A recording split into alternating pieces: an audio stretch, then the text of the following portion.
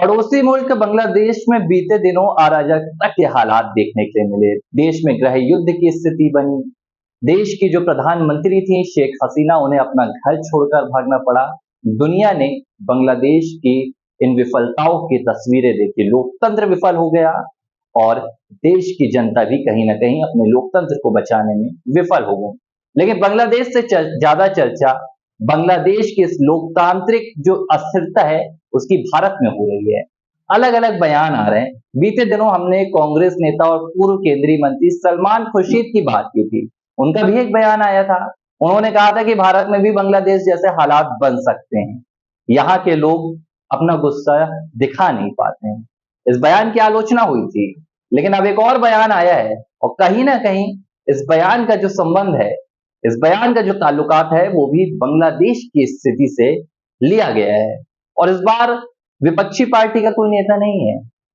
ये बयान दिया है भारतीय जनता पार्टी के पूर्व महासचिव और वर्तमान में मध्य प्रदेश में मंत्री और अपने बेबाक और विवादित बयानों के लिए जाने जाने वाले कैलाश विजयवर्गीय ने।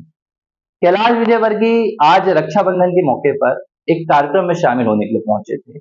इस दौरान वे संबोधन कर रहे थे और इसी बीच उन्होंने एक ऐसा बयान दिया जिस बयान ने बवाल मचा दिया।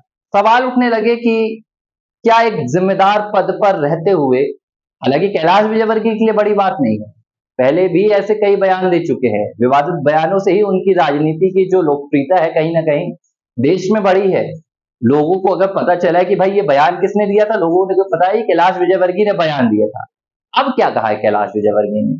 कैलाश विजयवर्गीय ने कहा है कि आने वाले 30 सालों में भारत में गृह युद्ध जैसे हालात देखने के लिए मिलेंगे।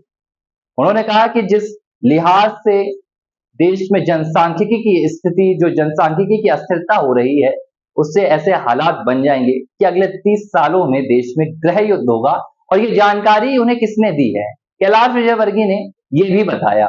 उन्होंने बताया कि मुझे एक रिटायर्ड आर्मी के अफसर ने ये जानकारी दी है। अब कैलाश विजयवर्गीय जिम्मेदार पद पर हैं, मध्य प्रदेश सरकार में मंत्री हैं, भाजपा के पूर्व महासचिव रह चुके हैं, राष्ट्रीय महासचिव। और एक ऐसा बयान देना कि देश में अगले 30 सालों में गृह युद्ध होगा, तो क्या लोकतंत्र हमारा इतना कमजोर हो गया है?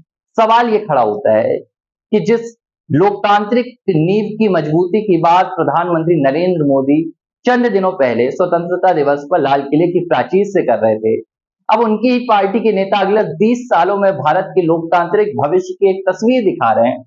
और ये तस्वीर इतनी अस्थिर होगी, इतनी अराजक हो सकती है। कैलाश विजयवर्गीय के इस बयान को लेकर कांग्रेस ने उन्हें घेर लिया है। कांग्रेस ने कहा कि कैलाश विजयवर्गीय को माफी मांगनी चाहिए।